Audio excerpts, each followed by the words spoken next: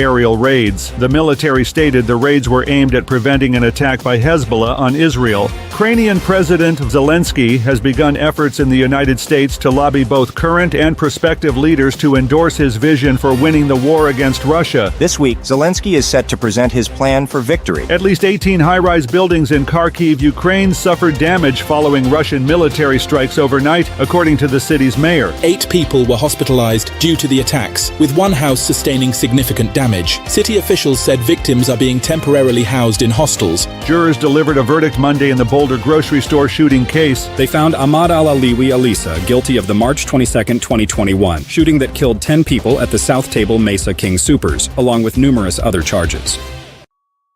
The opinions expressed on this program are those of the host or guest and should not be interpreted as statement of fact. Fact faces. Fact checking and corrections are encouraged. Yeah, Get coffee in here, please.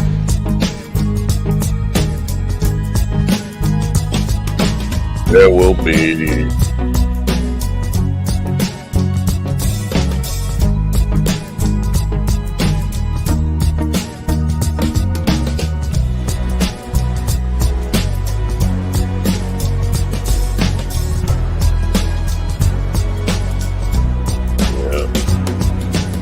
Damn good coffee. And hot. Yeah. My dog is your mind's best friend.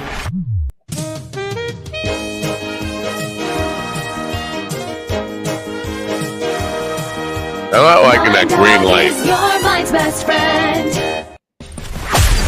Wake up, America. You've got a dog that needs walking. That's right, sunshine. Just put on a big pot of strong coffee and get ready to type your little hate mail with your opinions about kumbaya and flat earth and sanity. Stand-up comedy? You want stand-up comedy? Well, we've got sit-down comedy. It's time for Coffee with the Dog. You make me laugh.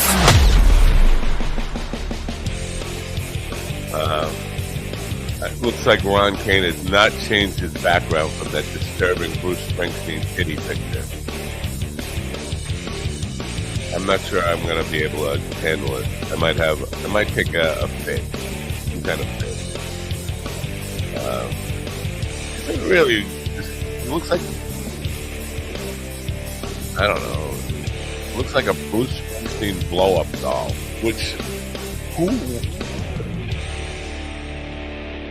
Good morning, you disturbed people of planet Earth. It is creepy, gray, cold, winter morning here. It is Wednesday, hump day, September 25th, 2024. Yeah, a little early to have winter. It's really, like the second, third, fourth, I don't know, some day of autumn.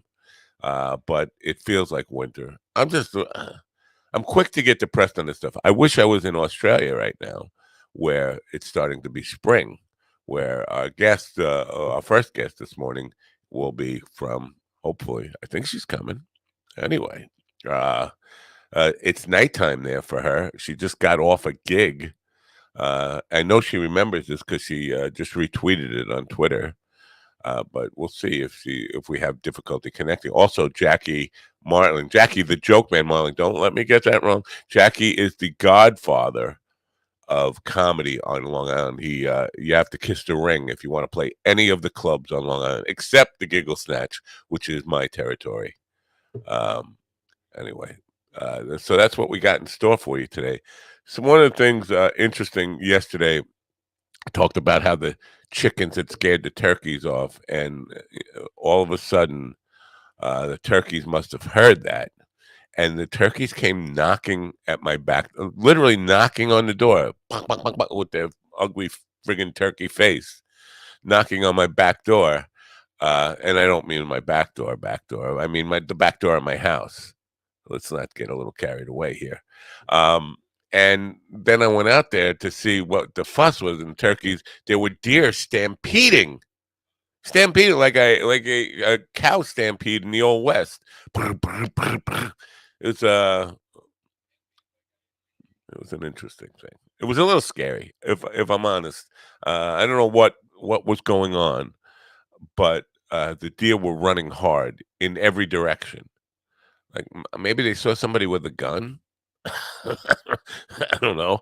Um, Yesterday, here in the American part of North America, the United States, as we like to call it, the ununited states, the divided states of America, guy was put to death. And this is not funny. This is not comedy stuff. What are you talking about that for? Well, because it's interesting because we've had this discussion. I've had this discussion a couple of times with our lingerie expert, who obviously death and lingerie go together, and we'll try to figure that out later. But I've asked him, what if it's an innocent guy? You know, he's for the death penalty. Obviously, I'm bringing this up. He is pro death penalty.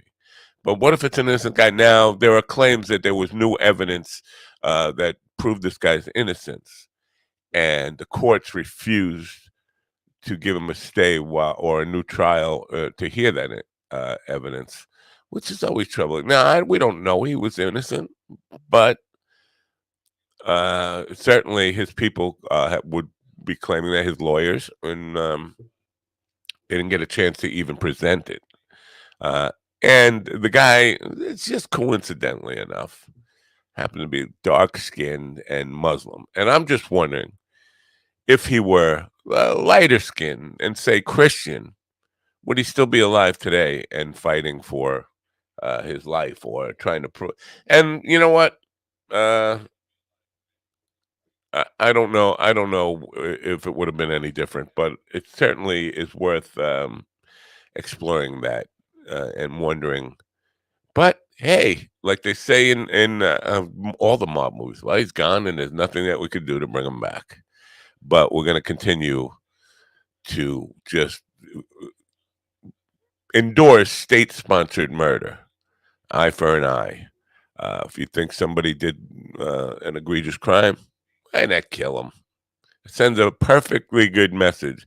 Now, some people will argue that the death penalty is a deterrent. But with all of the states that have death penalty, why is it still murders if it's a deterrent? People still murder. Listen, when you're in, is something I know about. This is my when you're about to throw a guy off the roof, you're not thinking about the consequences. You're not. You're just thinking, well, you're thinking, wow, that got bright all of a sudden. I'm just darkening my mood a little. Yeah, that's me. I like to be dark. I'm a dark guy, especially talking about dark subjects like this. When you're throwing a guy off the roof, when you're putting a bullet in his brain, when you're whatever you're doing, however you're doing it, if you're like Stephen's wife and poisoning him, you're not thinking, oh, if I get caught, they're gonna give me the death penalty. No, you're just thinking, I want to get rid of this fuck. I don't think it's a deterrent from somebody who could see himself. Literally see himself. Hey, there I am. Just offing somebody.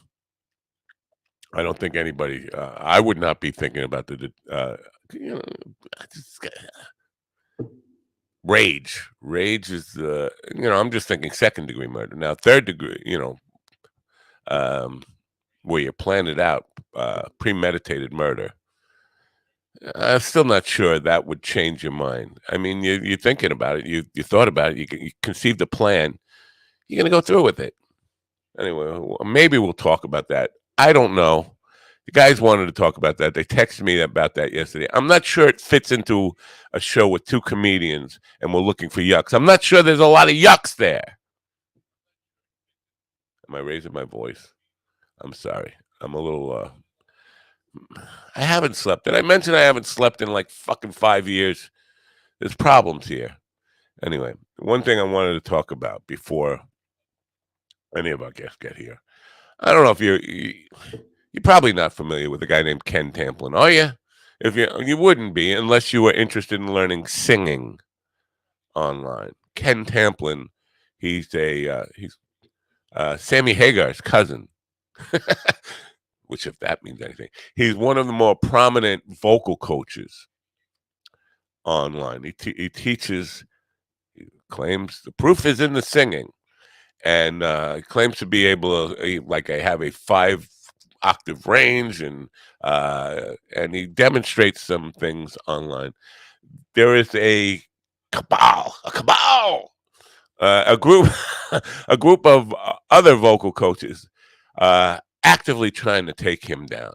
And they're pointing out, and I think Wings of Pegasus is an English guy who does vocal analysis and outs people for using auto-tune, pitch correct, lip syncing, and stuff like that. He's on the case now.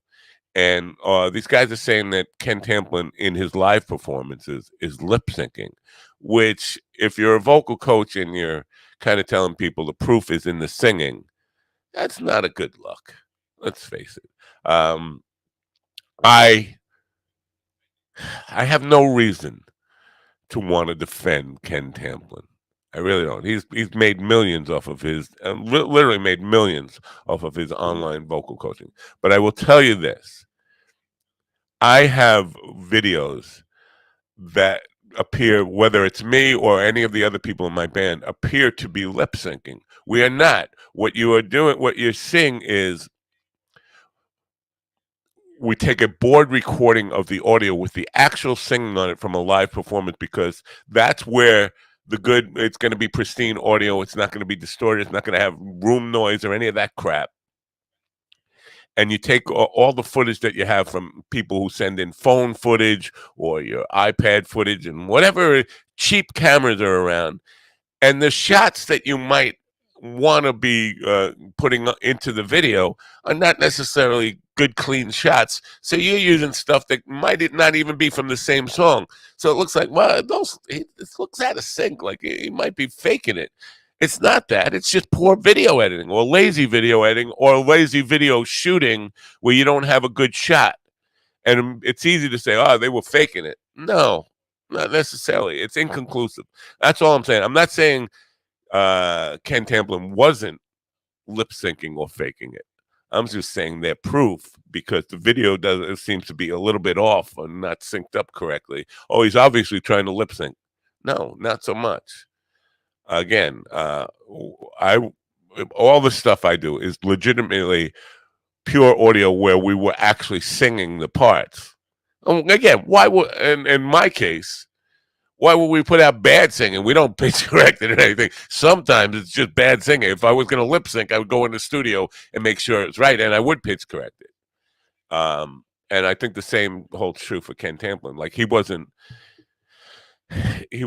like pristine in the clips that they're showing that claim that he was lip syncing. But it's a big controversy now because he has made, like I said, millions off of this, and he has a vocal method. But there are literally hundreds of people trying to take him down. Some of them have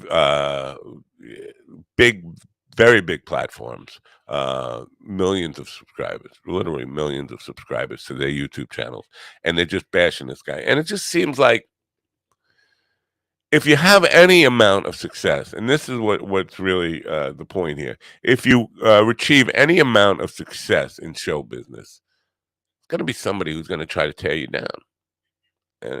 And I'm not sure I like that. Especially if, claiming I have proof, and you know what, you didn't think through all the possibilities with the proof. I'm off my soapbox. I'm going to take some mind bloom, chill out. When we come back, we'll have a dog pound full of people who don't care about vocal coaches online. Here you go. Mind Bloom is helping people achieve life-changing clinical and personal breakthroughs, alchemizing both the psychedelic medication, psychiatric care from psychiatric clinicians, coaches, we call psychedelic guides, and a lot of content and meditations and programs into this really transformational experience that, because it's delivered at home, costs a lot less and is a lot more convenient for people to receive.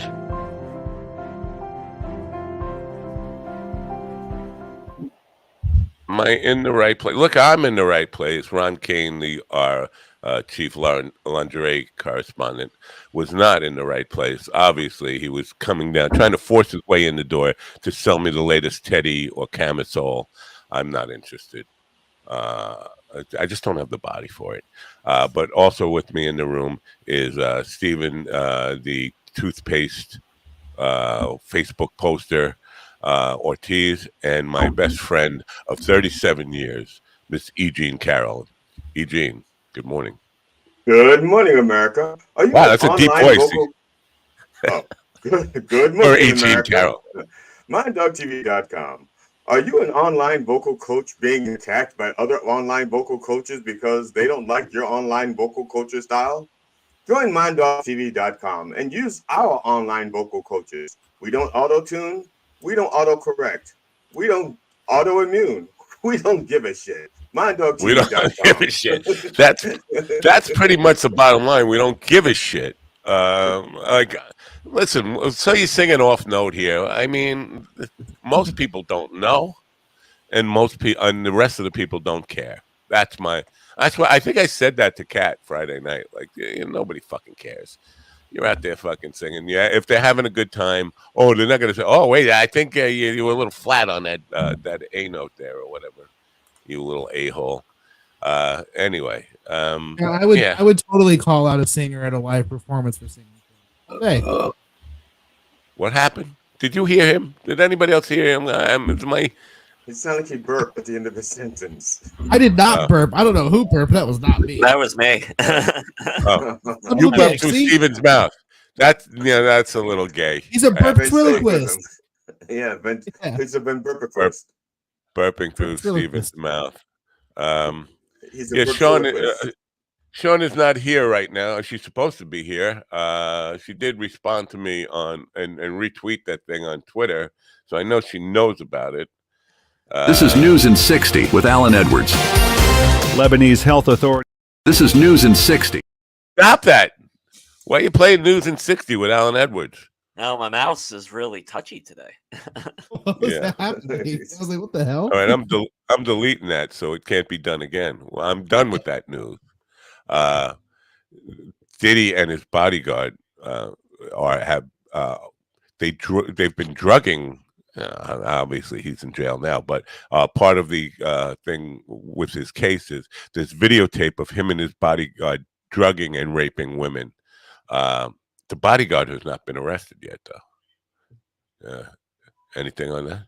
You're not interested in that? Videotape. He's doing the Cosby. That's what it's called now. I don't know if you know. It's called the Cosby. It's like a dance move where you throw a pill down the chick's throat, get her all roofied up, and then take advantage of her. Now, the bodyguard is still walking free, but he's on videotape. And then you have the evidence that they're going to be using against Diddler, for that. But the bodyguard hasn't even been charged yet. That's weird, but I imagine if it's on. There's something wrong with your mic, man. Is there? Hold on. Your Wi-Fi. No, my Wi-Fi is fine. Will you just come bring in all this to the program? We got plenty already. We don't need you to bring extra. All right. How about that? I don't know. Maybe the paperwork for the bodyguard is like being processed like right now as we're speaking. Maybe like right now. Yeah. Right now. Okay, they're going together. Yeah. All right. That provides some comfort. What's going on in the chat room there? People are talking in the chat room, and I don't know what's being said. Bad stuff. I don't know. I can't read the chat room. Well, I can. I don't. You can't? You can't read. I don't. I haven't. No. All right, let me see this one. This time of year is weird. We can literally have 4 seasons all in one day. Winter in the morning and sometimes summer by midday. Long Island has a huge deer problem, especially on the streets and the woods. Well, that encapsulates my whole morning monologue, doesn't it? Anyway. Up until he got to the part where he said Long Island specifically, I thought it was somebody from Maryland because that's how Maryland is. We could have like 4 seasons in one day. Nobody cares about Maryland. Let's say we could do away. We could go down to 49 states and just have a big hole where Maryland was, and everybody be fine with that. I don't. Indiana's the same way. You know, if you said that about the Dakotas, you can make them into one state. I understand. I'll say that about the Dakotas too. Even the Let's do that. Carolinas. You can combine the Carolinas Carolina and the and the Virginias. Yeah. No, the Virginias, no. Yeah, you can combine the Virginias. The right. Virginias, the Carolinas, the Dakotas. All right. Sure. Well, and the Hawaiis, because there's like 9 states in Hawaii. Look at this. You see this kind of weird layout here? Why I'm doing it? You see these girls over here? I'm going to cover these girls up with the godfather of Long Island comedy, Jackie the Joke Man Martling. He is. You have to I thought kiss you meant his, Billy Joel. I thought you was going to say Billy Joel. He's a musician, not a comedian. Let's keep things straight. You've never been at a private party with him. He's very funny. Do you want to start a fight with me? Come on, man. Come on. No, I don't want to start a fight with you. No, because I would not. No. I would not be concerned about the consequences for second-degree murder. I would just do it and just. No, first of all, when we grew up in the black neighborhood, the rule of thumb was never fight somebody uglier than you because they have nothing to lose. That's fair. That's fair. That's fair. Do I sound better, guys? Yeah, but you still look ugly. Okay, that's fine. You're too ugly for GD to fight. Wow. Well, you know what? That's better. You know what? I'd rather that than him fighting because I'm in the wheelchair. I'm trying to introduce Jackie, if you don't mind. Jackie needs no introduction. Everybody knows he does. He is the god. He's the godfather of Long Island comedy. If you want to play any of the clubs on Long Island or even in New Jersey, you have to kiss Jackie's ring. Except the Giggle Snatch. Except the Giggle Snatch, because that's my territory. Was grandfathered in by Don Herrera of the Guccione family. Anyway, good morning, Jackie. Jackie. Don't cover up those. Who are those girls? Don Martling. I don't know. It's just some comedy. I don't know, but I'd like to know. I don't know where the audience the other night or something like that. I don't know. Whose audience was that?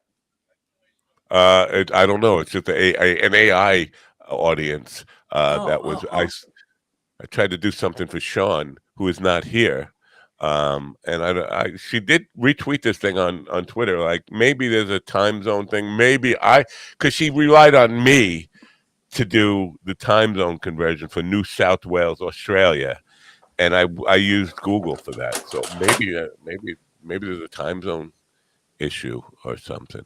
Well, what's going on with you? Counterclockwise there. Remember that. And upside down, because the clocks are upside down. Maybe she's having a tough time reading it. I heard the menstruation backwards. I heard the menstruation cycle is also backwards. It drips in. So Jackie. Well, according to my iPhone, there's no such thing as New South Wales. I knew it. That's weird. No, I know there's New South Wales, Australia. I know there is. I know that. What's it near? I think it's near Sydney, but I don't know. Is it by Old South Wales? No, because Old South Wales is in England. Or maybe it's in Britain.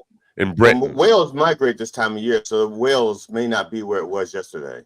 Well, it's 11:23 in Sydney. All right. Yeah, that's what we thought it was. So maybe she's late. I don't know what's going on. I don't have a phone number. I could just call Australia and say, "Hey, where are you?" We'll see. We'll see what gets you. Anyway, how did the Robert? I have not watched the Robert Klein thing. How did that go? The interview with Robert Klein. We had such a good time. You know, I didn't say much because Bales is such a crazy big fan, and he was so interesting that it wouldn't have made sense for two people coming at him from either side. So I was kind of more of a fly in the wall, but he was great. He was very personable and very forthcoming with everything. You know, he was I hate to say it, but he's 180 degrees different than I thought he'd be. I thought he'd be like a little cranky and, but he certainly got out of the right side of bed, and he was wonderful, No, he's a sweetheart of a guy. He was a sweetheart with me, and that's hard to do. I mean, I'm just not. Nobody wants to be nice to me, and you can understand you got why. That right. Yeah. But it's funny that you have this. How does this woman how she advertised herself, or what's her claim? She's I a know what stand-up. you told me. Go ahead. She's a stand-up comedian. She has a morning radio show over there. She just did a tour of the United States. I guess it was a pretty brief tour, but she hit some really weird places. But she advertises she's a stand-up comic. I guess the other things she does supplemental, like a day job. It's hard to stand-up comedy could be a brutal business. It could be tough to pay the bills, so you do extra thing, whatever you can do. I'm pretty sure from what Chad said when he was Chad Ryden, she was visiting him in Taos, New Mexico. He said it's like a government subsidized thing over there, like in Australia. They pay women prostitutes, I guess is the word. To take care That's of what I was going to say. If she's a prostitute, how could you not possibly have her phone number? Isn't that kind of important to her? I have never, except for one time with GD, I have never paid for sex. You know what? I might move to Australia so I never have to again. Yeah, government subsidized is really interesting. It's like I'm going to pick up my cheese, my food stamps, and a blowjob. Dude, I'm there. Let's go. Yeah. Now you're not making a joke. Subsidized means you pay $20 and the government gives her $80. I'm not sure if they don't pay all of it. I don't know. So in the Netherlands and Australia, they pay for anybody who is disabled once a month. They will pay for 1 hour with a prostitute. Oh, I think I just broke my leg. Right? I mean, you know what? I heard that and I was like, you know what? God stay back. I ain't ever wanting to walk again. I'm going to Australia. Let's go. I'm going deep down under. Years ago I would have said that's bullshit. But now, like 1 hour a month, that sounds like a good month for me. I tell you. Well, I get 59 minutes of credit added onto my next month every month. Yeah, do they roll it over? It's a rollover, yeah. No, but there's free nights and weekends. I'm at the point where I don't know. I just and I probably I got to think back to my real horn dog days. It's not that appealing to me. Something about the transaction part of it just ruins it for me. I don't know. I'm not cheap. I mean, that's the transaction of hitting on a girl, the transaction of being the transaction of having to pay, a paid, you're only fucking me for the money. I don't. For me, that's a turnoff. You know what? I never did. I did that. I was in Amsterdam, so I actually did go into one of the places in the red light district. Because how could you not doing that? At that point, it's almost like going on a ride at Disneyland. You know what I mean? The girl's in the window and the black lights are on, and you go in and she pulls the curtain, and it's you might as well have been in an emergency room or something. But the one time that I actually paid, I don't know if I ever told you this story, but I was doing a show at a couple of shows in Los Angeles at the Waldorf Astoria. Some place on the UCLA campus. This guy hired me to do a couple shows. So they threw me a bone and let me go on the E show. So they interviewed me for the E television show that morning. And then that night, I was there a day early and I wasn't on until, the next couple of nights. And I was at the time it was called the Bellage Wyndham or something. And then it became the London, a really nice hotel in Los Angeles. And I went to the bar and I was standing at the bar and I saw this young, very pretty girl at the end of the bar. And I started kind of making eyes at her back and forth. And it was very obvious that she was a hooker. And I kind of had this bad look on my face. And she came over, obviously thinking she's going to make a few dollars. And she said, "How you doing?" I said, "Well, I'm having a bad night. I'm a little embarrassed to tell you this, but I'm a male escort." And I got stood up and the woman didn't show up. And it really sucks. I swear I'm not making this up. And she said, "Well, that's my line of work too. I don't know whether she said I'm a whore or a prostitute or whatever.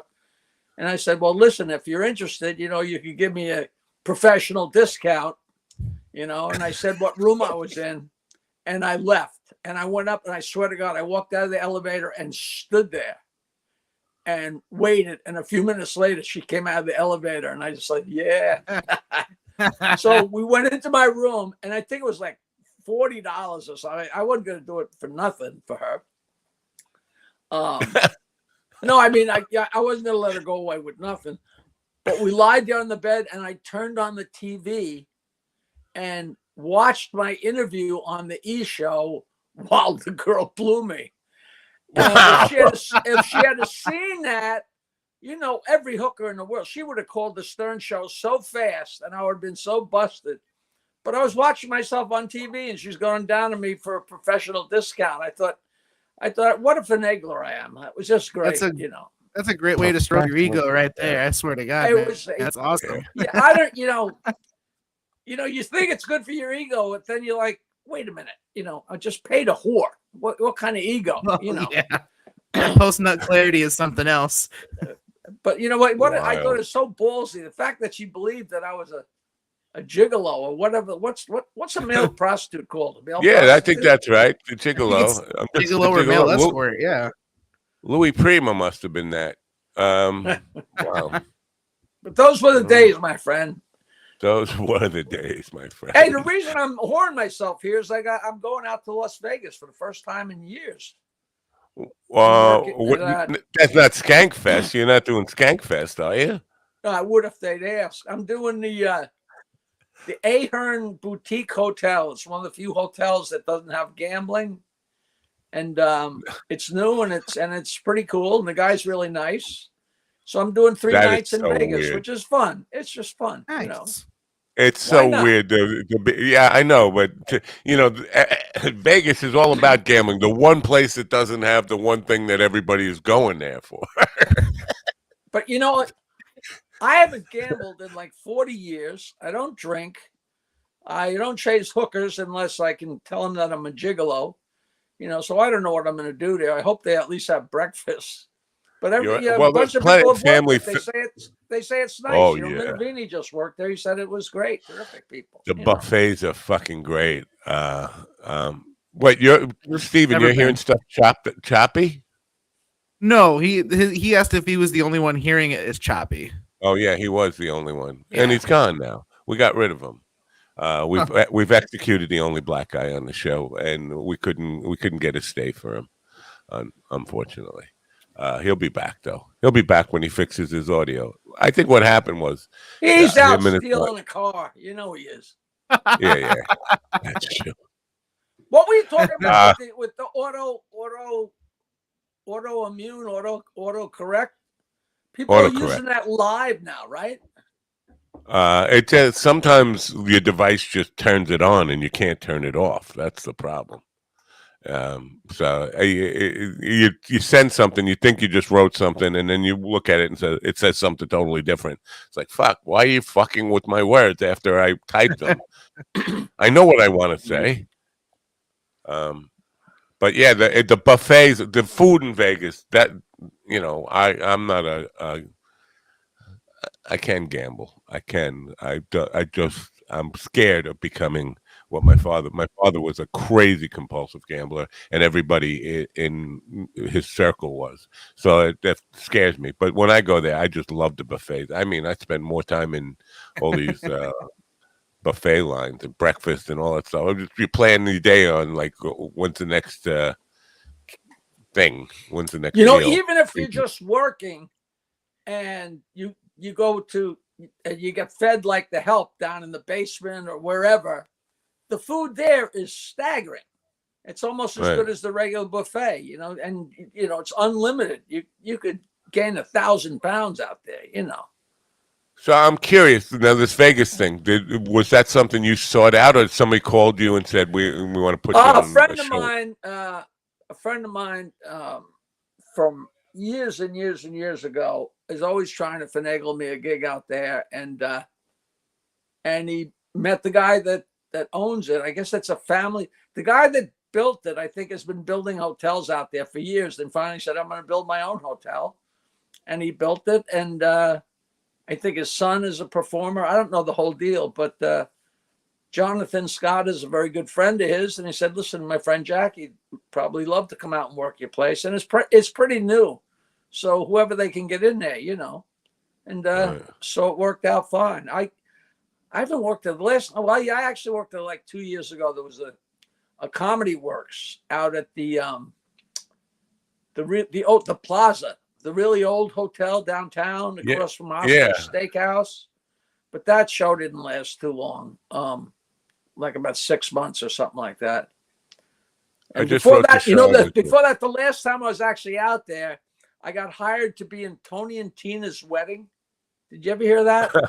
Yeah, I think I've done one. Oh, you mean performed in it?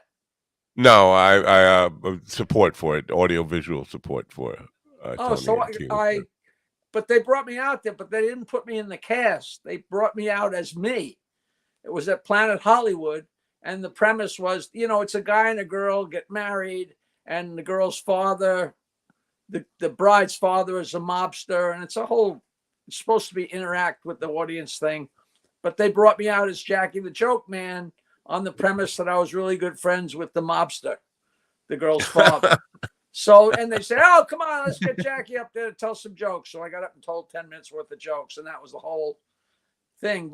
But the weird place it was in Planet Hollywood was in this room. I think it was on top floor. And at the end of the room was a boardroom.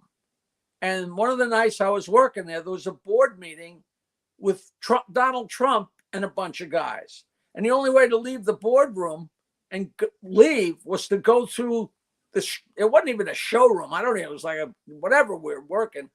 But they came walking through in the back, and Trump and his boys stood in the back and watched me tell my dick jokes for a while. So wow, I thought that was kind of interesting. And this is long. Were you on the Stern Show when Trump had his appearances on the Stern Show? Were you there? Oh yeah.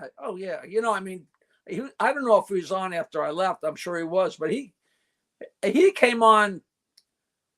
If it was at least 3, if it wasn't 5 or more times, and me and Fred hated him. I mean, he was just so pompous. I don't know how to describe it. He was like, he's one of those guys that he's the only guy in the room. He doesn't know that anybody else in the room. I don't think it's a question of not acknowledging you. He just doesn't know that there's anybody else in the world but him. And and he was such a jerk. And of course the stuff he was saying was, you know, outrageous, you know, but, you know, Howard was eating it up, you know, like walking into the locker room. Oh yeah, I could go in the locker room. I own the beauty pageant. Like, you're thinking, why don't they just come in and cuff this guy up? But, you know, it still hasn't happened. Would you have ever predicted that 20 years later or 25 years later or even more later now that they'd just be like mortal enemies? They hate each other, like going back and forth with, you know, venom all day long. Stern hating everybody who even mentions Trump, and Trump hating on Stern. It's just, for me, it's fun to watch as a spectator, but could you imagine that? You mean Howard is actually not friends with somebody he used to be friends with? Well, no, I mean that Howard would stop kissing the ass of a billionaire. Yeah, because, you know, he does like fame. Howard is like a moth to light with fame. I mean, he loves. I'll tell you that the one thing, I don't have anything to do with his show, and I know nothing about what's going on, but I always agreed with his politics. I mean, I'm a raging liberal myself, and if that's more than enough reason to really hate Trump. I mean, there's a million reasons to hate Trump. But I don't know. Raging and liberal go together in the same sentence. Well, it's more let me replace it with very, you know, very liberal. Right. And you know, right, the fact that guy is still, you know, there's been so many, you know, there's been so many. Sir, have you got no? What did the guy say to Joe McCarthy? Have you no sense of decency? That sentence should have been used at least 10 times in the last 8 years. You know, the minute the thing happened in the goddamn bus with Billy Bush, I thought he was done. I thought he was going to be deported from the country, and Billy Bush got fired. It's so funny. Oh, it's just stupid. Billy Bush gets know. fired and he becomes president. Fucking wild. What's going on? GD saying he's looking for registrations of cars that I definitely did not steal. I will return. Now, where'd he go? He was having some technical issues. He said it was the audio was choppy. See, what happened was he does not have internet in his house. He uses his phone for a hotspot, and him and his wife have been vigorously watching porn all week using his phone for a hotspot or whatever they, and used up all his allotted hotspot time through his. The two of them are watching porn on a phone. He says movies. I mean, it could have been. But anything, that's a real. All right. Yeah, I know. No, using the phone for a hotspot to power their television or whatever, or computer. Or whatever the phone is this connection. Yeah. So yeah, it's weird to me that he doesn't have internet where he is. He said there's no wired internet. You could get satellite, but I thought all of America had broadband Ethernet now. It's been long where enough. does he live? What's the name of the town? Something in Maryland. I don't remember the name of the town. That's funny. Ron, you remember the town? You remember the name of the town? Oh, right. Yeah, it's like Westminster, Maryland, in that area. I mean, that's Maryland. He's not in the middle of Wyoming. Yeah, or something like that. Westminster is it's a lot of farm country out that way. You'd still think all of Maryland would be covered, though. I mean, it's like right there, like with everything. You think it's a hub. Yeah, it's not far from DC. It's not far from Pennsylvania. Right. I mean, yeah, right. I live in bumfuck Indiana, and I got fucking NASA level speeds over here. Yeah. Like, what's happening? Let me ask, how many bums do you actually fuck? Well, I'm married now, so one, and not in the bum because she'd punch me in the face. So she's gonna beat you up now. How's she gonna punch in the face if she slipped over? Come on. That's ridiculous. Well, right. I mean, once I'm done. Yeah. That's right. You're performing at Uncle Vinny's this week, Jackie? Uncle Vinny's? No? Oh, am I yeah. wrong? I'm at Dunellen Theater, which is a great theater. I love these theaters that were vaudeville houses, and then they became movie theaters. And then because single movie theaters really can't cut it, they all go under. And all the towns, it seems, finally got smart, and they take all these old vaudeville houses and convert them, and they're perfect for comedy. Like 400, 600, 800, whatever. Then they're sitting instead of sitting at a table rattling glasses. And I know. I think I worked there once or twice before. It's a great room. Yeah, the Ohio Theater is like that. It's absolutely amazing to perform at. I love it. Was talking, and because this week, I don't know why what brought me there. I think I saw some pictures. I think it was Ron posting pictures of his set at a comedy club, and I was just thinking they haven't changed the comedy club experience. Movie theaters have changed a lot over the last 40 years. It's much more comfortable now. I prefer comedy in a theater now more than a club, even though the clubs are where you're going to see the best comedians generally. I mean, sometimes it's theater shows, but I don't know. I'm thinking they need to do something to upgrade the comedy club experience. I don't know if they need to upgrade. I think what they should do is they should talk to each other, because a comedy club can be so different. If you get a comedy club with the the banquet type tables with the chairs close together, or the as long as the chairs are close to each other, that's what makes a great comedy show. I always tell them, get the chairs up as close to the stage as you can, and as close to each other as you can. I don't know if you remember, there was a place called Comics, COMIX, that came out 30 years ago or something. And they put a lot of money into it. And I went to work there, and they had like brass rails, like separating, like two tables, and it just made it so unfriendly. It just, the whole idea is for it to be kinetic energy, and I'm laughing and you're laughing. And then they opened a Catch a Rising Star at Twin Cities or Twin Rivers or something in Rhode Island. And I went up there, And they said, look at this room. Is it fantastic? And here's a stage. And all the chairs were those, I don't know how you describe them, like the almost like sitting in somebody's hand with a big round chairs where you're sitting back, which they're fine for taking a nap. But as far as watching a comedy show, it was the worst. Yeah. What do you think? I said, this is the worst shit. Number one, if you had regular chairs, you could fit at least 3 times as many people. You know, people, it's like people designing stuff that have no idea what the end function is supposed to be. You know, I hear you. I'm not saying that they should definitely go with these big movie theater type chairs where you can fall asleep in them. But I think my biggest problem with them is the stiff neck thing. Because a lot of the clubs I go to, you're sitting directly across from your date or whoever you're there with, and the stage is there, and you got to do the head turn thing or turn your whole body. That is a little uncomfortable for the whole hour. You know. Yeah. And they also don't get, so many clubs don't have it together to put a couple speakers in the back, which makes so much difference. You know, if you're in the back of the show and you're straining to hear it all, if you just have a couple speakers in the back of the room to reinforce it, when you can really hear what's going on the stage, even if the comedian sucks, at least you can hear what he's saying. You know, right? And that's so important. And then you say that to a club owner or a producer, and they look at you like you're a know-it-all. It's basic. You know, the only thing we got going for us is what we're saying.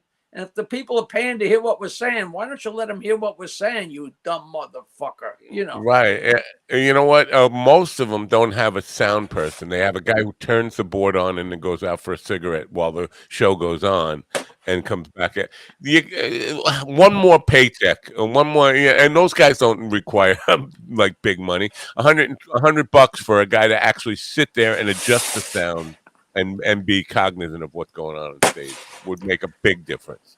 Well, I just read this article that talking about movie theaters, and the theater owners have pledged like $1 billion to put into theaters. They're going to add arcades, like rock climbing walls, and all this other shit. They try and get people. Like arcades, they want to bring arcades back to the movie theaters. Has nothing to do with the movie. No, just to get anyone into the building. They're trying to do anything they can. Yeah. Hey, you want to go like see the fact Jack that and they the added Joke Man tonight? I don't know. Hey, but they got rock climbing. Well, then I want to go. I mean, come on. You know, that's like P.T. Barnum shit. You know, it is definitely. I do like the fact that they added a bar.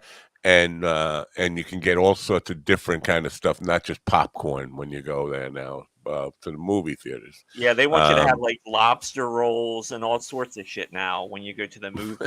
Right? Yeah. You know, for a movie, it can enhance that, but not a comedy club. Comedy clubs always had good, you know. They had food and drink, so that's not an issue. But again, I understand the seating. I get what you're saying. I definitely like that fact that you are almost touching strangers, and that uncomfortableness adds to the comedy club experience in some way. The laughing, man. Yeah, but I'm laughing and you're laughing, and the person on the other side of you is laughing. It just, you know, it's kinetic. You know, talking about food way in the beginning, like a million years ago. When we first started putting up a comedy club here, and they used to have shows at these places called the Ground Round. And I don't know if it predates you, but those are places where they had bowls of peanuts on the tables, and you shelled the peanuts and threw the shells on the floor. So when people walk to the bathroom, I mean, peanut shells on the floor, it just. I used to do strolling magic shows in the Ground Round. I'm embarrassed to say that. Well, your close-up magic, but yeah, I remember the peanuts very well, and I remember the people who were cleaning up afterwards, fucking cursing their heads off every fucking night with cleaning up the peanuts off the floor. I had a business meeting yesterday with somebody who is starting up a new. I'm not going to say the name of their company yet. When I have them on, we'll talk about it. But their whole thing is working with venues to make sure that the talent they hire is up to snuff, because big thing is all venue owners now are looking at Instagram numbers and hiring based on Instagram following. All of them. Have you had? I've had club owners and bookers complain to me. I had this, because they'll have somebody on like a Saturday night, and then they'll complain to me, "Hey, last week I had this guy or this girl, 15 million TikTok viewers, blah blah blah, and they came here and they only had 7 minutes and they didn't get one laugh." I'm like, why are you telling me? I'm the kind of guy that's getting hurt by that. That's jobs for the guys that are out there trying to do it. Now, but how would there be a go between, like, somebody? They actually contact the artist. They kind of vet them out, and I don't know exactly how they make sure. I think they actually send somebody to one of their shows and do a taping for the. But the simple thing is for somebody to just have to submit a tape of them performing, not on TikTok, but at a club or something. That used to always have to do that. I'd like to work your club. They've gotten too lazy to review the tape. I don't have. Who has time to watch a tape, like 5-minute tape? Like, right, really, to make sure while you're taking a shit. There's no excuse to not make the time if you're running a club. Right, because the bottom line here is the you experience. You don't have to watch a 50-minute act. You're going to know in 5 minutes if this person's going to, Right. And the bottom line, again, is the experience. You don't want people going to your club and walking out disappointed and then telling all their friends, yeah, that I went to the comedy club last night, ex-comedy club, and it sucked, and the comedians were no good, and the service was bad, and the whole experience was a bad thing. It wrecks the club. It wrecks the whole live comedy thing. Like I would, I've learned, I'm old, so I don't say nothing. I don't say anything about the sound system and blah, blah, blah, blah. But I used to tell the owners or the bookers, and I think they thought I was such a pain in the ass, but I'd say, listen, put a couple speakers in the back or have a good sound system, because people come and they don't enjoy the show. They don't know why. They don't know it's because they couldn't hear well, or because, all they know is that they didn't have a good time and it wasn't funny. You got to do everything you can to put your best foot forward, because if they have a good time, they're going to go tell other people, and it'll either work for you or it can work against you. You know how that works, Yeah. Ian's too lazy to try now. He's got me a little suspicious here. There's a YouTube channel, and I know Ian has sent me links to the YouTube channel. Are you the guy behind Too Lazy to Try, Ian? I'm just curious about that, because I don't. I've never heard Ian's voice. He's in the chat room almost daily, and we love his support. But I'm suspicious that he is actually the Too Lazy to Try guy who is critiquing a lot of this comedian podcasts and all this kind of stuff. So yeah. Now what happened to your hooker comedian? She just dropped out? I don't know. She hasn't emailed me back. I'm thinking it's just a time zone issue. We've had so many of these where people. But you were in line with what I told her, 11:15 p.m. or maybe she had a last minute client. Oh no! Please excuse the jerky typewriting. We could deal with that. Just we'll kind of just tilt the camera so we only see the upper. What time? Her time was she supposed to be on? 11:15 p.m. And that's what time it is right now in Sydney. Yeah, she actually had a show tonight. She was on stage. She told me she was going to be coming off stage and to be on the show. I just emailed her to say not to make a bad joke, but maybe she was held over. Maybe her boss was a real pain in the ass. Told her she had to stay longer. Ding dong.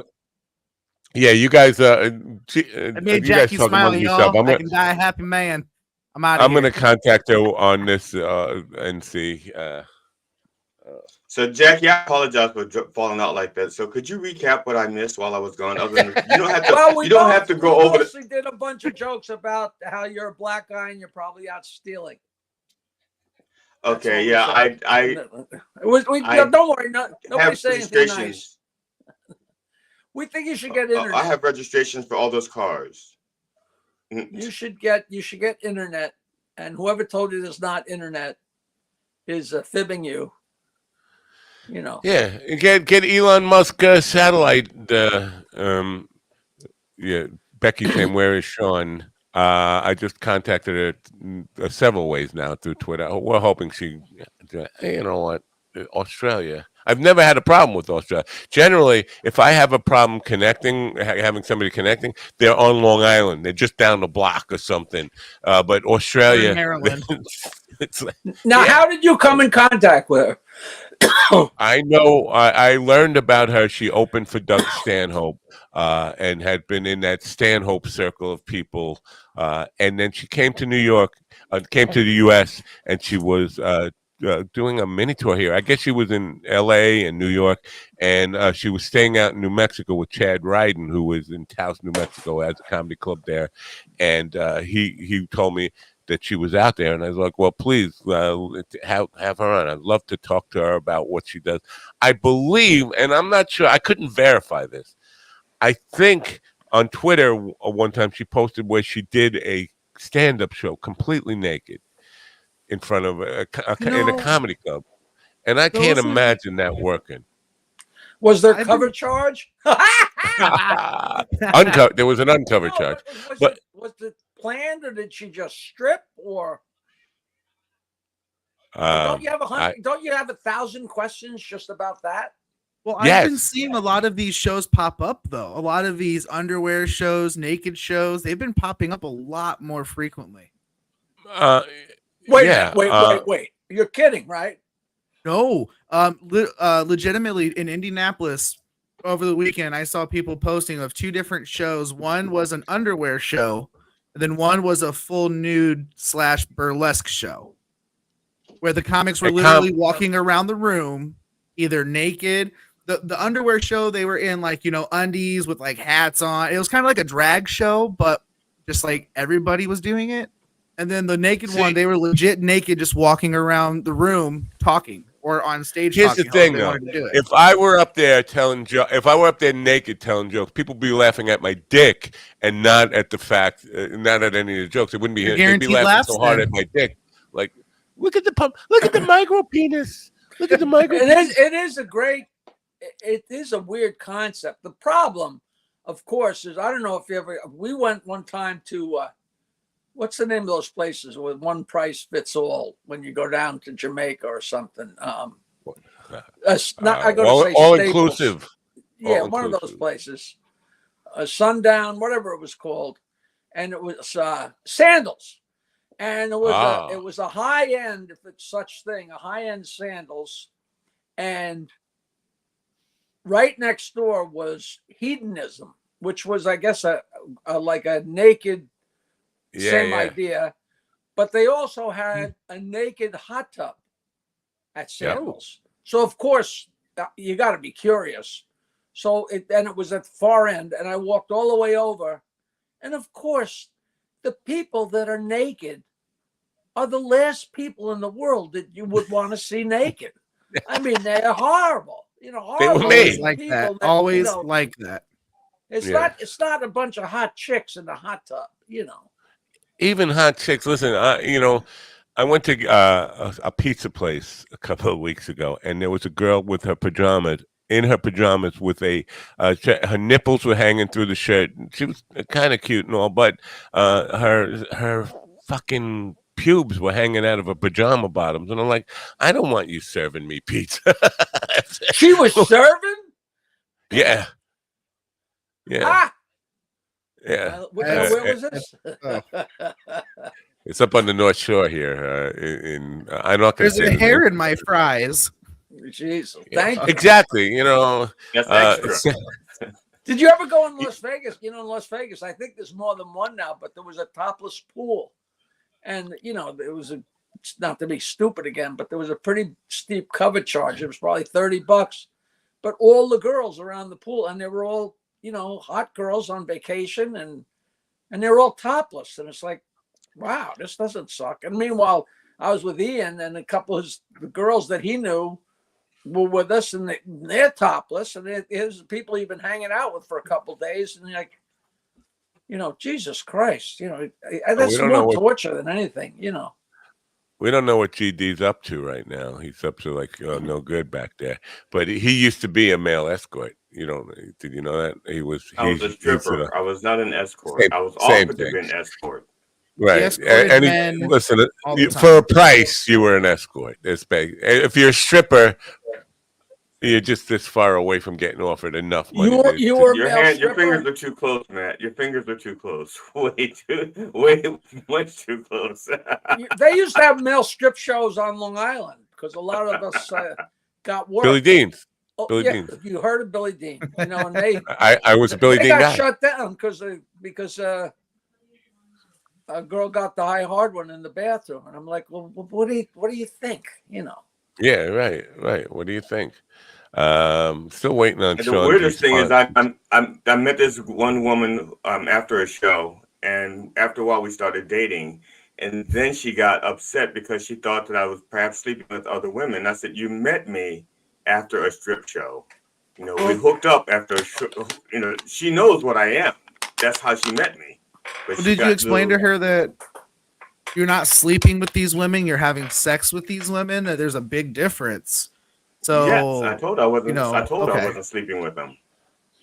Okay, I just wanted to, Yeah, after the sex, they had to leave.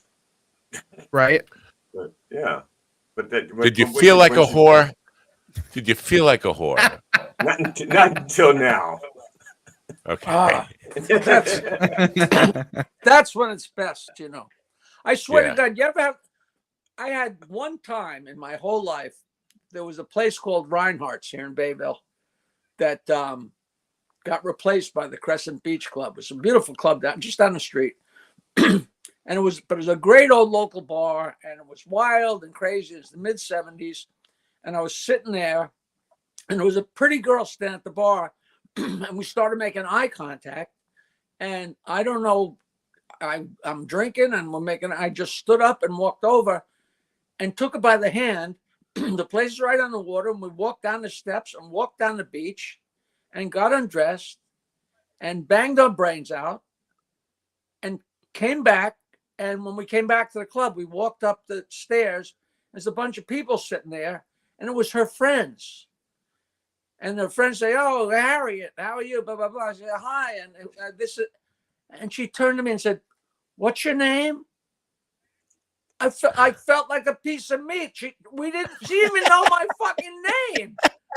She just used me, however you'd look at it. But what's your name, honey? It was like, holy shit! Wow, what a horrible thing, Yeah, I've been there.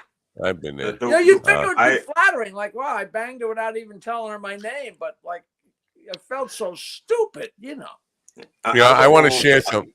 Oh, wait, let GD have something to say. No, I went home with a young lady, and the next morning, a man walks in the house. He had a key. He walks into the bedroom, and he sees us, and she goes, "It's okay, that's my husband."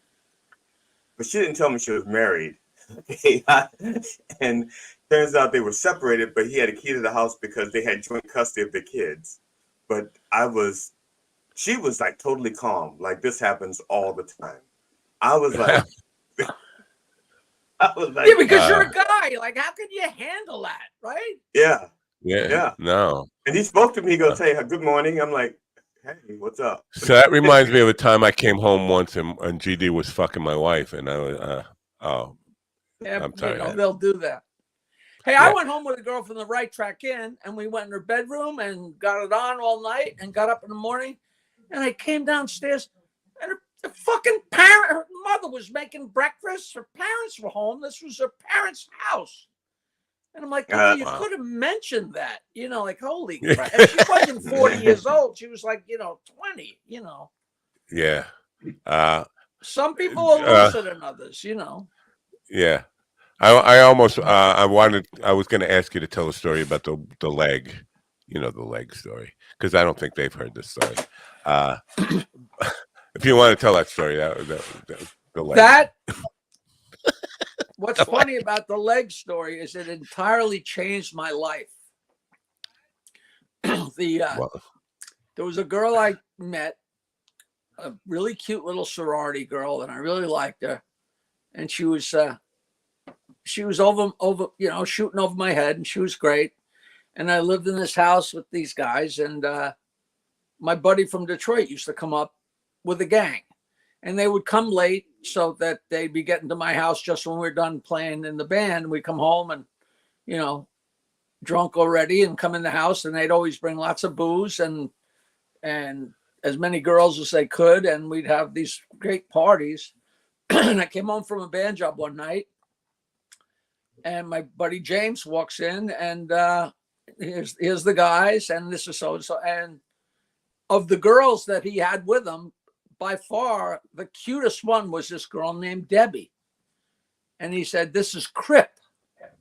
And she knocked on her thigh, and she had a fake leg. And it turned out she'd been in a bad car accident, got a huge settlement, and she's a really nice looking girl. So I said to myself, I guess I better drink a lot if I'm going to make this happen. So I don't remember her name, but I got so drunk, and we wound up in my bed, and I woke up with this girl. I, honest to God, have no idea. I'm sure we had sex because we're lying there naked. So I'm sure we did. I had no memory of it. But I got up and I walked and my bedroom had a bathroom, and the bathroom was also connected to the bedroom to the side of it. And I walked in, and, I don't know about you, but when I'm really loaded and hungover, I sit down to pee because I'm not going to stand there and try and shoot into the toilet. I sit down and do everything. I feel you. And in the corner of the bathroom was a leg. And I don't mean a foot. I mean from the middle of the thigh down with the straps. A fucking leg. And it just freaked me. And I walked through the door, the other bedroom, went downstairs and just got in my buddy's car and took off. I just left her there. I had no idea whether she died or whether, I'm sure James just took her home. But I had nowhere to go. So I went to this girl's sorority house, and all the girls were saying goodbye. It was the end of the year, and I can still remember they were singing "Leaving on a Jet Plane," and they're all crying. And I said, "Yeah, Darlene, I came to say goodbye." And she was so touched, but I had no intention. The only reason I was there is because the girl had one leg, and it freaked me out. So I got in the car, and where am I going to go? So I go to see her, and she said, "Oh, it's so nice. Hey, you want to come to Cape Cod with me? My grandmother just gave me her car." And I was like, okay. And I went back to my house and got my shit. Me and my buddy went to Cape Cod with her. I wound up living with her for a few years. It completely changed. It was like putting a pebble in a stream. You know what I mean? It completely altered my life. But what the thing that was the worst about it, well, a couple things. We broke up a couple of years later, and I was living in her house with a junkie and a drunk, these two assholes. And one night, this guy, Billy, he was such a drunk. He came home. He was so drunk, he didn't realize the girl he came home with had one leg. And I went in the bathroom to take a leak, and there was a leg in the corner. And I was like, I know that leg. This happening once is one thing, but twice in somebody's lifetime is too fucking much. But I'd know that leg anywhere. What made me crazy was that the Stern Show started adding every market, and they were just adding and adding and adding. And I'm waiting for us to get on Detroit. So, because Howard used to tell that story or allude to that story a lot of times. And I'm sure if we're on to Detroit, somebody's going to know a girl named Debbie with one leg, or know somebody that knows somebody. But we didn't get on in Detroit till like 1999. So, the bottom line is I never found out who the girl was or anything about her. And my friend James, nobody knew anything about her except she had money and she was fun to hang out with. And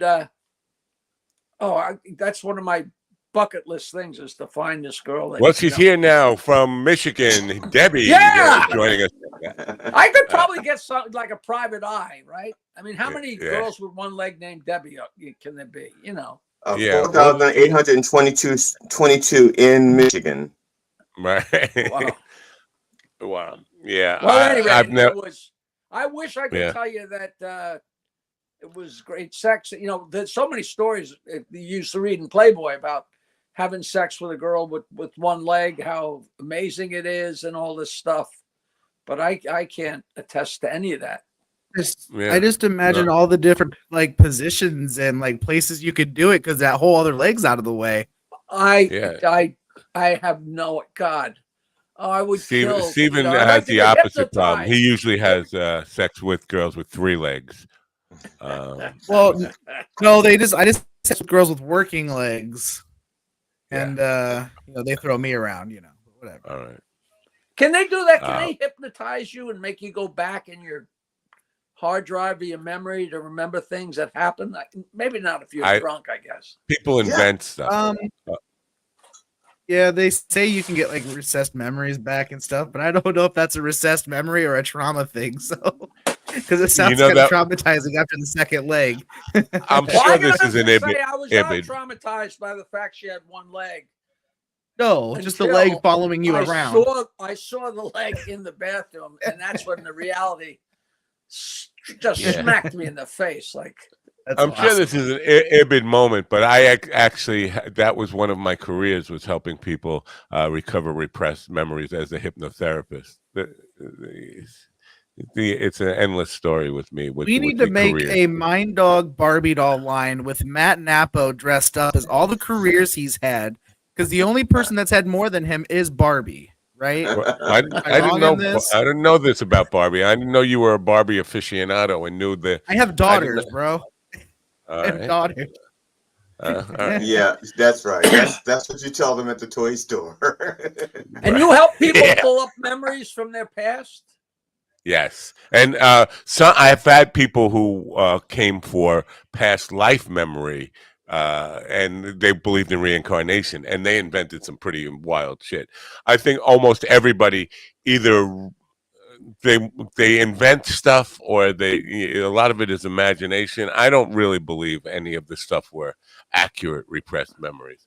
I don't, as a hypnotherapist, somebody who was trained in hypnotherapy, I don't believe hypnosis is a real thing. I think I've always described it as a magic trick without props. And that's how I got into it. Starting as a magician, using those kind of things and noticing this is exactly the same as hypnotism. When you're doing an invisible card trick, I got an invisible deck of cards here, now take a card. People are doing the exact same stuff as you would be doing in a stage hypnosis act. They're actually working at, and they're just following your suggestions and going along with it and playing along. Now, when you got 5 people on stage and you hypnotize them, are they hypnotized? No, or are they all faking it? They're all not faking it. I think they believe. It comes down to how much suggestion can a person handle and take in as what reality is. And I think they believe they are in the trance state. I don't believe there's any such thing as a trance state.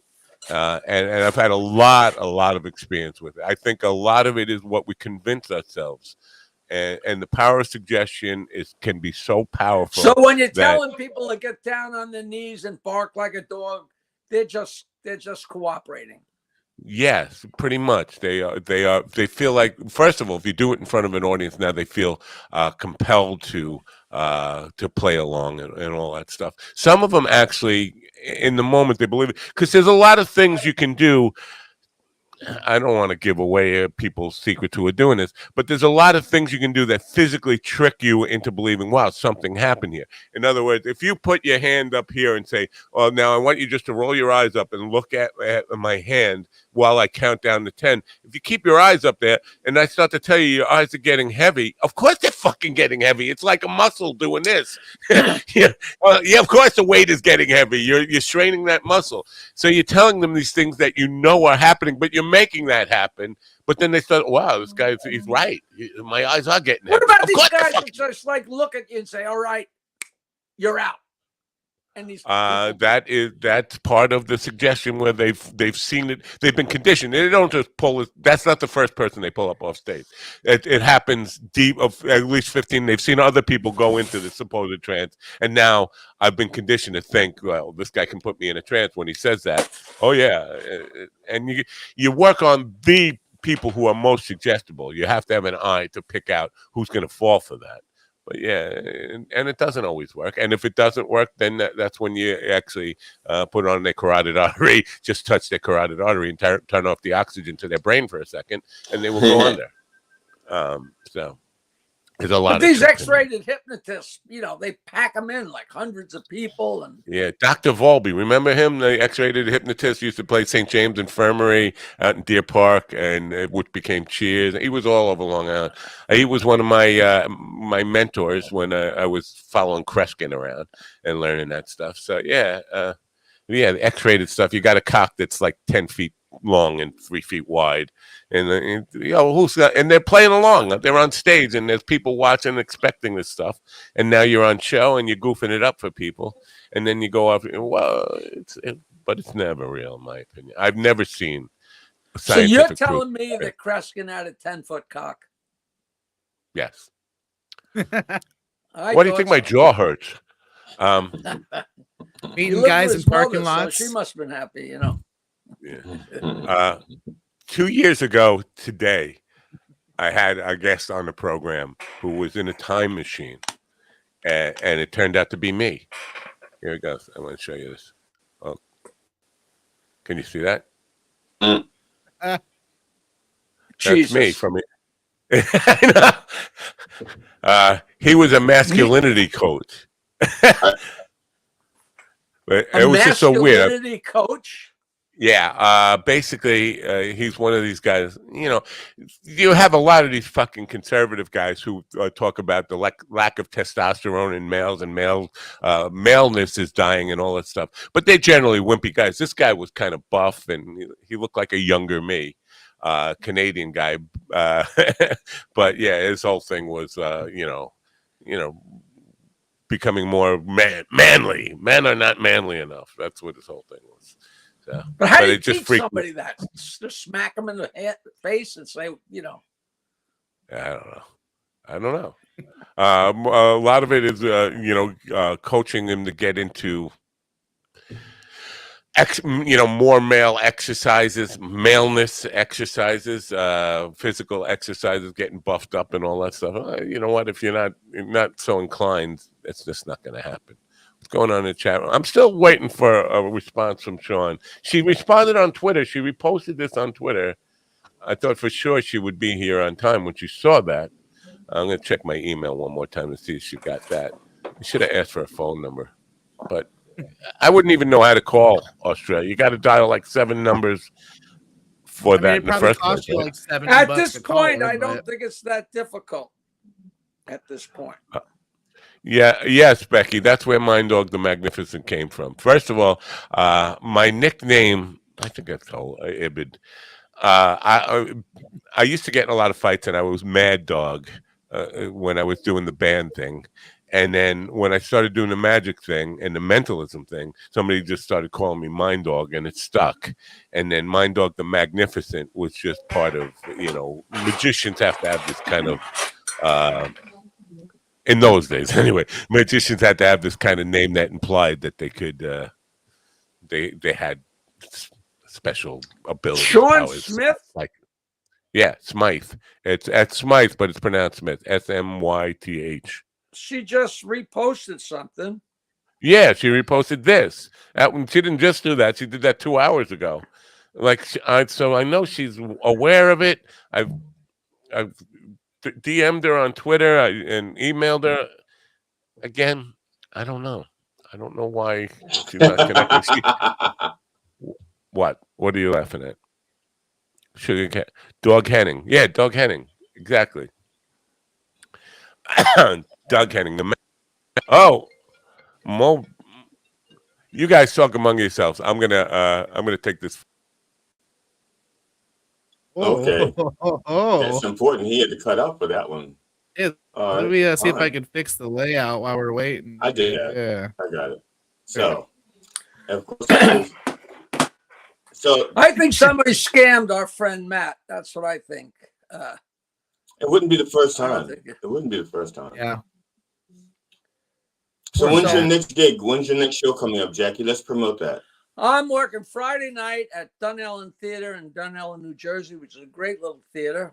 And I don't know where it is. I just know it's in New Jersey. And then I'm working October 10, 11, and 12th at the Ahern Luxury Boutique Hotel. And I've always Now, the found that theater- the more adjectives they put in front of something, it diminishes it incredibly. Like the Ahern Hotel's fine, but luxury hotel makes you go, I don't know. And then boutique, it's like, ugh. You know, I hope they change. No, it's actually a really, really beautiful place if you go online. It's the Ahern, Ahern, which is the guy's name. And it's just one show a night. And I don't know about you guys, but there's nothing better than working an elevator gig where you're staying in the room and you just have to get in the I love elevator that. and go down to the showroom and then, you know. I've never had that opportunity, but I would love to. That would be great. I did most of most of my younger years with basically that. We were basically staying in the same hotel and basically taking the elevator down to the gate. You get there, you set up, your equipment's all set up, and then it's relaxed. The commute is just basically pushing a button, and then You know, I just booked another one of those. For the first time in years, I'm working at the Catch a Rising Star in Princeton. Right. Which is the Princeton Hyatt, I think, which it's a real small room, but I always loved it. You know, if it's a great room that packs them in, the only problem I ever had with the elevator gigs were walking around the hotel, and then the people who were there at your show, they always have to stop you and talk about your show. It's just like, I'm just here. I'm just trying to get coffee and bring it back to my room or something like that. So I love that. I love talking to people, but I know what you're saying. You know, that's how it was on a cruise ship. That's how it was when I was on a cruise ship. The other comedian was really annoyed with people talking to him, but I was loving it. This is my first I would time. absolutely eat that up. I would. Yeah. I'd eat it up.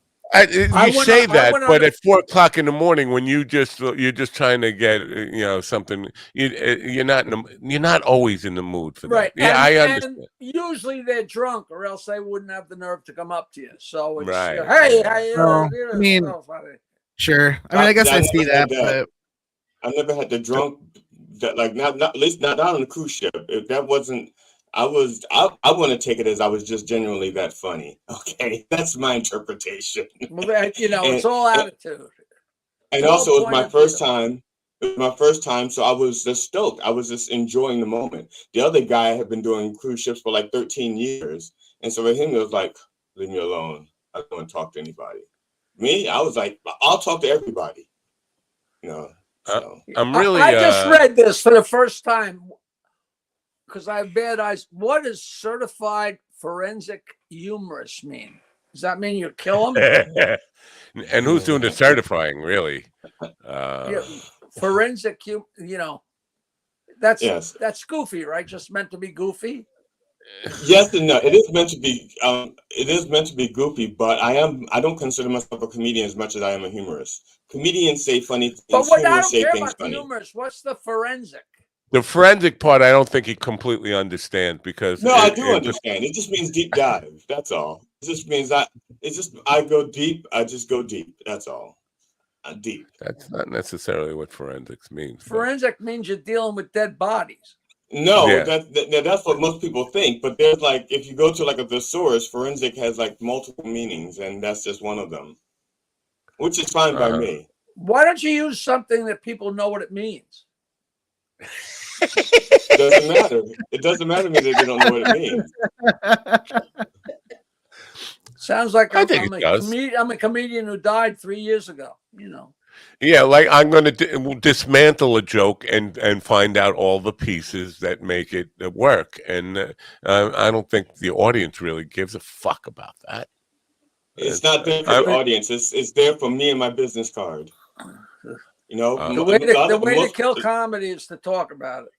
You know. So who is the? It's self-certified. It should be self-certified forensic humorist because there's no. That's too much pretty letters. You see how it fits, how its spacing just fits right there.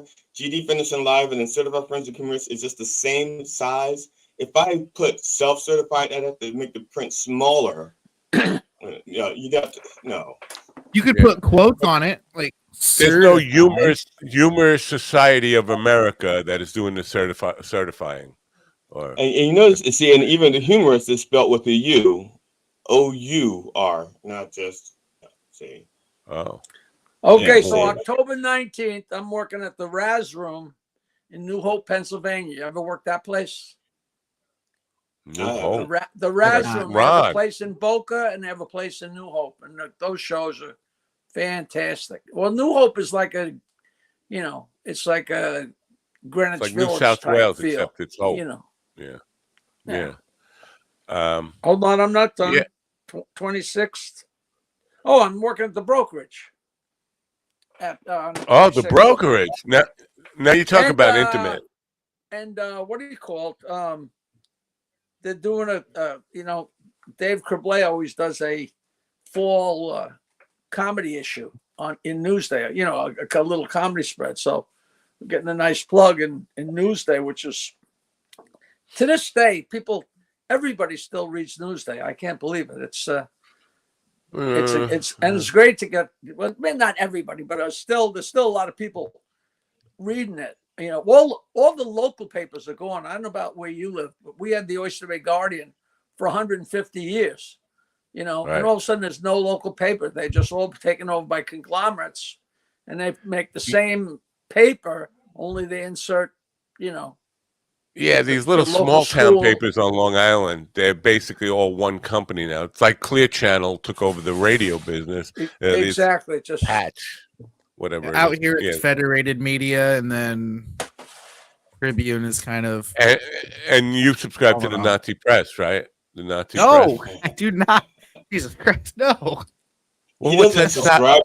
He's an editor. He's the editor. He doesn't subscribe. Yeah. So what's with all the swastika tattoos then? If you're not a Nazi, I'm a method actor. Are you really not? You don't seem like a dumb. No, fuck. he's not. I'm not a Nazi. No, my wife is Puerto Rican. If I was a Nazi, they would have killed me already. Right. I have mixed babies. They would have been like, "You gone." So.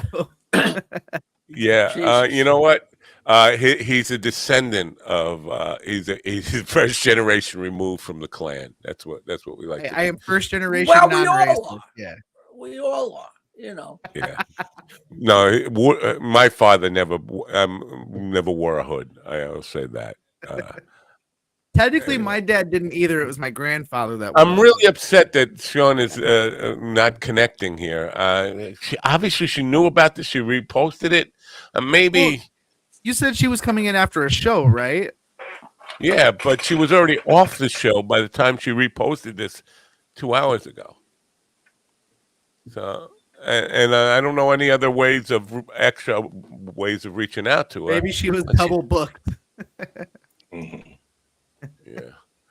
But I know she's tech savvy enough because she's done pod swaps with like Stanhope and stuff, remote, like from Australia to fucking Bisbee, and figured out the time and how to, connect, whether they did it on Zoom or whatever. Well, let's just hope everything's okay. And it was just. How do you spell her name? Oh, there it is. SIANSMYTH. Sean Smith. I was saying Cyan Smythe for a long time until somebody corrected me. No, it's Sean Smith. I think Chad Ryden. Ryden. Everybody's name is hard for me to pronounce. Yeah. So, yeah. So you know what? I'm not sure if I. Other people who follow may correct me on this. Whether that I imagine that stand-up thing was naked, or whether she actually did a naked show, because I couldn't find any reference to that on her Twitter page. She might have been making a joke, right? I don't think so, though, because knowing what her sideline, day gig, side hustle. Yeah, side hustle. It sounds like Matt's got some Cialis ready to snort up. That's what it sounds like. He's like, was she naked? Oh yeah, God. No, I think she has posted. I'm pretty sure this is true. I'm pretty sure I've seen this. She's posted naked pictures of herself, and it's like I don't, that's not my thing. She's not enough of a whore for me. That's the problem. Yeah, Becky, while you're Becky, just stepping out. While you're out, see if you could DM Sean and tell her we're waiting on her. Everybody wants to find out about. Matt wants to slide into your DMs. No, I'm interested in this. She did I a want to U.S. go to Australia. Have you ever been to Australia? No, I want to go to always Australia. wanted to Let's go go. there. Let's go together. I'm ready. Yeah. It's fun to go someplace if you know somebody. Yeah. She don't need to bang us. Just point to what we should go see. So she came to the United States in over the summer and did a small tour here. I know she was in New York. I know she was in L.A. and she was in Taos, New Mexico. And other than that, I'm not sure where else she. Why not go to Austin? You're here, but it doesn't seem like. I don't know if this was her first trip to America. It doesn't seem like she came off with a very flattering opinion of this country as far as what she's posted on her Facebook page, which I really am curious. I want to talk to her about like some of the experiences she's had. It depends on where you go and who you see and who you hang out with. Right. Yeah, and if you have any preconceptions, also, if your idea of the U.S. is what you see on the movies, you're gonna be disappointed. I know the first hookers I saw were gorgeous hookers. They were from the movies. They were all gorgeous. The first actual hooker I saw, oh Lord, was not attractive. Well, people don't come here for the hookers, Sure, we don't. We lost Steven there for a second. You know what? I would like some notice about this, so when we step out, we can have a continuum of the layout here. Oh, we're just moving around like the Brady Bunch over here. Look how I got darker again. Yeah. So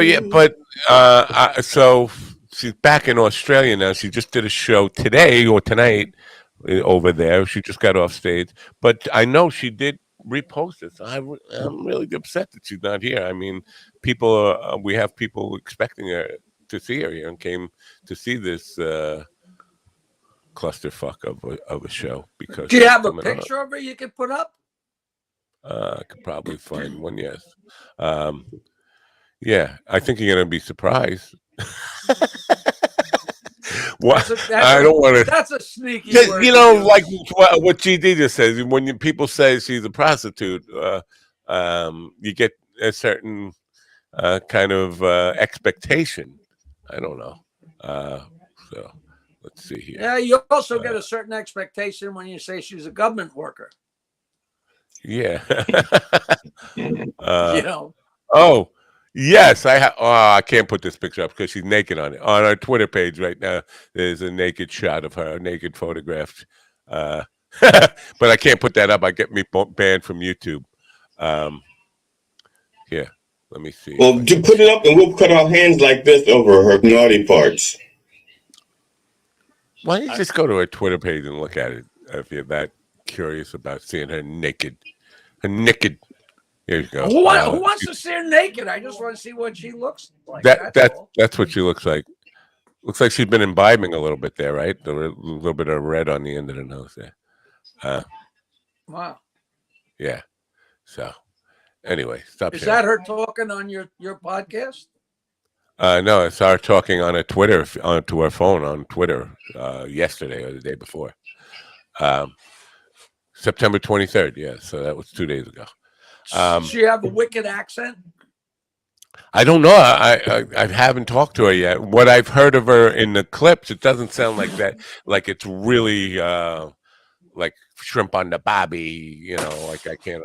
Sounds like it's a little. You could tell she's Australian, but it's not like that deep stuff. Because I've had some people I've had lots of people from Australia on for some reason, and some of them I really have difficult. I got to put the captions on to understand what the fuck they're saying. It's difficult. But yeah, the thing I was most curious about, like, was this idea of doing stand up naked and how the audience cannot be preoccupied with the fact that there's a naked person in front of me and listen to the jokes and react to the jokes. I'd like to know if she just took her clothes off or whether it was advertised as a naked comedy show or, I don't think, you can't even do that. How can you do that? Right. I performed at a couple of burlesque shows. I did a couple of burlesque shows where the women were nude, and some of the women were doing nude and doing humorous stuff, but people were actually paying attention, and it was just like, okay, she's doing this, but she's doing it naked. And that's what they were. The first couple of minutes, I could see, Bert Kreischer does it all the time. No, he doesn't. He just takes his shirt off. And he probably has bigger titties than Sean does, but he doesn't do the full naked. When I went to Michigan State, the guy said that the guys used to go down to Toledo because in Toledo at the time, I guess if you were 18, Michigan was 21 years old, but at 18 years old in Ohio, you could drink near beer, 3.2 beer. And they would go down to the Burleys. This is what they told me, that they'd go down to the Burleys and drink near beer, and that there'd be nobody in the first 3 rows because the dancers' pussies smelled so bad. Wow. That's what they used to tell me, which I have no idea. I'll have the Clams Casino. I thought it was smelling. What kind of dip you want with that? Yeah. God, that's so funny. Ron looks like he's preparing something really terrible and disgusting on AI videos. This is the look he gets. I've learned to identify the look on Ron's face as what he's coming up with. It's like having a baby, and when they get ready to poop, they make that face just before they poop. Ron doesn't say. Do you have something to share with us, Ron? No, it's just GD's audio keeps getting worse and worse. It's crazy. Really? Yeah, it seems okay to me. Like really loud. It's funny. It's every day. I haven't touched it. Pretty normal as far as what I can tell. Something fishy about that. Come on. You're just ruining dinner for me. That's all. Oh, look at this. Steven's popping back and taking Jackie's spot like he's like a fucking My star. apologies, gentlemen. My dog was being attacked by a wild cat. Is a Haitian cat? A euphemism? Is that a euphemism or you're being literal? Yeah, my actual dog was being attacked by a cat outside. Huh. Interesting. He needs Dogs and masculine cats. lessons. Yeah. Yeah, he's a big baby. So Jackie, you're out of town this weekend? Or yeah, Friday night, 8:00 at Dunellen Theater. Yeah, and the brokerage, you got to tell your listeners that your people are mostly in Suffolk, right? No, they're everywhere around the country. I mean, no, not just Suffolk. I probably have more Brooklyn, Queens than Suffolk, to be honest with you. The reason I was asking if you're out of town, because we mentioned dogs and cats fighting. Last week I we had our debut of Cats and Dogs with Sugar Cat Loaf over here in the chat room. First time at Margarita's in Long Beach. This week I'm grand opening for a club in Huntington that was a breakfast and brunch club. This is their first weekend as a nightclub, and I am the grand opening act there, me. And what is the name of the club? Over Easy. Because it was a brunch club, but they do say, designer cocktail. Well, I don't know what they call them. Is designer the right word? Specialty cocktails, whatever. And where is this? Huntington? Huntington, yeah. Where in Huntington? You know what? I don't have the address ready. I do. I should. I could pull it up, right? Wait. What is it on 25A or is it on 110? It's Girard Street. It's off of New York Avenue. 46 G Girard Street, Huntington, New York. I'll be there Saturday night. I'm sorry, Jackie, but just a few minutes ago, we asked you where you're going to be on Friday, and you said this theater, and then you didn't know where the theater was, and you're getting on Matt because he didn't know where this. It's the Dunellen Theater in Dunellen, New Jersey. I'm just not 100% sure where Dunellen is. Right. I don't know if it's near Princeton or near Philadelphia or near, And that's a Dunellen, New theater Jersey that is owned by a comedy club chain, Uncle Vinny's Comedy Clubs in New Jersey. I work for him a lot. I do a lot of work for Vinny, for Dino rather. I've been working for him for 20 years. I love it. He's very good, very fair. People, he's always good sound systems, always good sight lines. So that's a big deal to be able to count on that, Well, I guess it's on me being the bad guy here, but it doesn't look like Sean's going to connect while we're still on here today. I don't know. I'm really disappointed in this because I was really I've been looking forward to talking to her for a couple of months now since Chad was on the show. Becky just said it's weird. Anyone else getting that page to load? The page, Sean Smith's page. I'm getting it to load, no problem. Anyway, so let me just tell you what she said about New York and LA, because I was going to save this for when she got on to ask her about it. Maybe she's not going to be here, but I'm curious now about this. She was saying that I don't know. America is a developing country. That doesn't sound flattering right there. A developing country. Like we had kids legit 7 begging, trying to sell us stolen shit. That happened like in New York twice. And once outside the Comedy Cellar where Louis C.K. just dropped in. So it was like a really overt wealth disparity written by Larry David. Now, I'm from New York. I don't get that constantly happening where little kids are coming up like you would in a third world country where they're just trying to sell you stuff they just robbed. I mean, maybe they spotted her as a tourist.